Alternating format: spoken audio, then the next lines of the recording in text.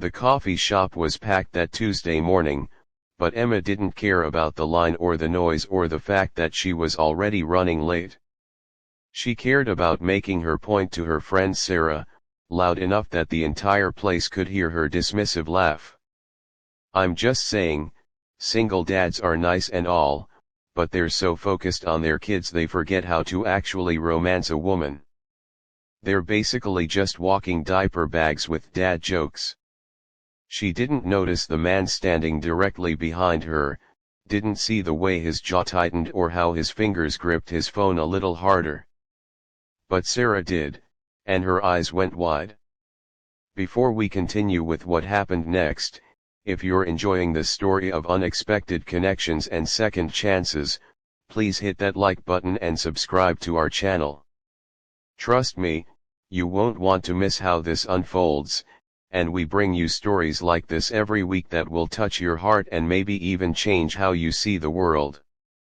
Now, let's get back to Emma and the moment that was about to change everything.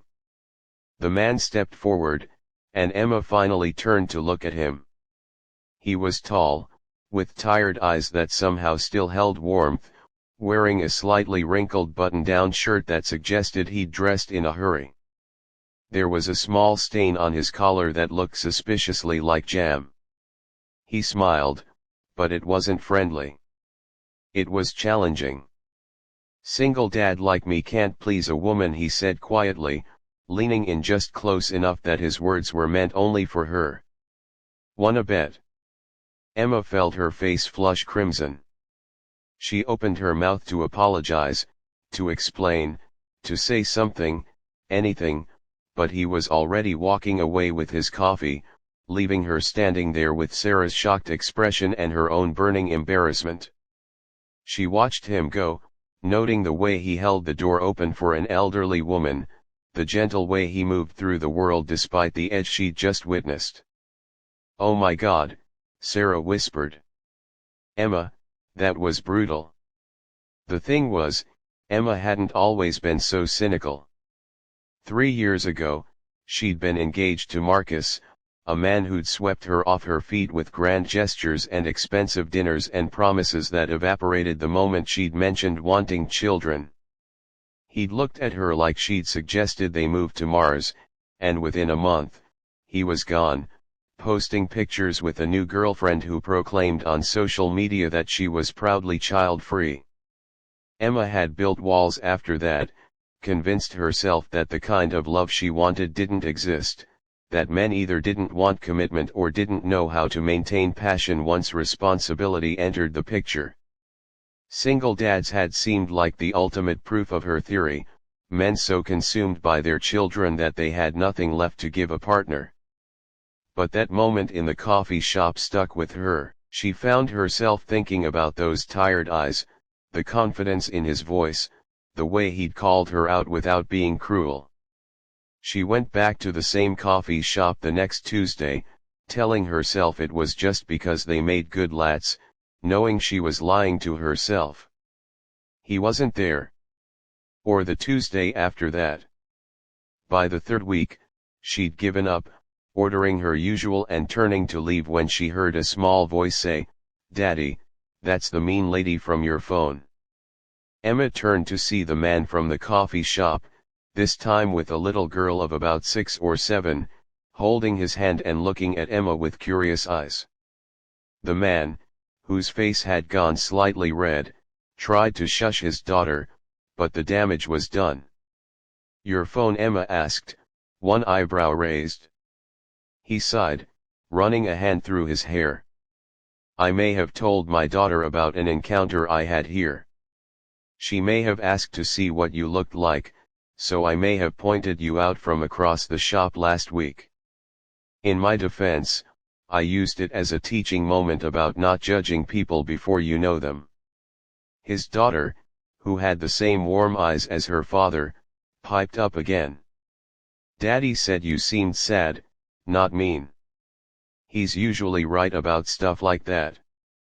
Emma felt something crack in her chest, a small fissure in the carefully constructed armor she'd built. "I was mean," she admitted, crouching down to be at eye level with the little girl. I said something unkind about your dad without knowing him, and I'm sorry. That wasn't fair. The girl studied her seriously, then nodded. It's okay. Everybody makes mistakes. That's what Daddy tells me when I mess up my math homework.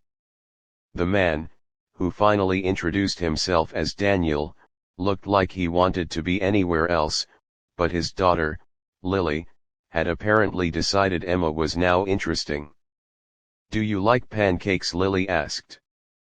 Because Daddy makes the best pancakes, and he says the secret to a happy life is good pancakes and people who apologize when they're wrong.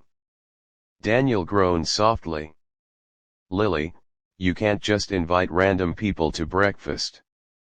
But Emma surprised herself by saying, I love pancakes. And I do owe you both an apology. A real one, not just in a coffee shop. That's how Emma found herself in Daniel's modest but warm kitchen the following Saturday morning, watching him move around the space with practiced ease while Lily chattered about her upcoming school play and her missing front tooth and her pet goldfish named Sparkle. The apartment was lived in, with crayon drawings on the refrigerator and a basket of clean laundry waiting to be folded on the couch and books scattered on every available surface. It was nothing like Marcus's sterile, modern apartment had been, where everything had a place and children would have been a disruption to the aesthetic. This place was a home. As Daniel flipped pancakes with one hand while helping Lily tie her shoe with the other, Emma felt that crack in her armor widen. So, she said carefully, Lily's mom. Daniel's expression shifted, becoming softer and sadder. She passed away when Lily was 2. Cancer. It was fast and brutal and it shattered our whole world. He set a plate of perfect pancakes in front of Emma, each one shaped like a heart. For a long time, I thought I was just supposed to be Lily's dad, that there wasn't room for anything else. That trying to date would be selfish or confusing for her, or that no one would want to sign up for our complicated little life. Lily, who was drowning her own pancakes in syrup, added her own perspective with the blunt honesty only children possess. Daddy was lonely. I could tell because he'd smile at me but his eyes stayed sad. Like when you're trying not to cry but you pretend you're okay. Emma's throat tightened.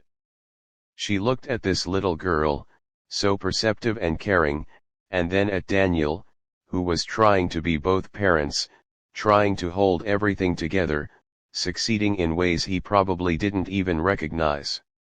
Your dad isn't just okay at this, Emma told Lily seriously. He's actually amazing at it. Over the next few months, Emma found herself being pulled into their orbit in ways she'd never expected. There were more pancake breakfasts, and afternoons at the park where she learned that Daniel could French braid Lily's hair while pushing her on a swing, and quiet evenings after Lily went to bed where they talked about everything, their fears and dreams and the ways life had surprised them. Daniel told her about the first year after his wife died, when he'd barely been able to function, when getting Lily to school with matching socks felt like climbing Everest. He told her about slowly finding joy again in small moments, in Lily's laughter, in perfectly flipped pancakes, in the possibility that maybe his story wasn't over. Emma told him about Marcus, about her fear that wanting children made her undesirable, about the walls she'd built and the loneliness of her carefully controlled life. I think I convinced myself that passion and stability couldn't coexist, she admitted one night, curled up on his couch while he absently played with her hair.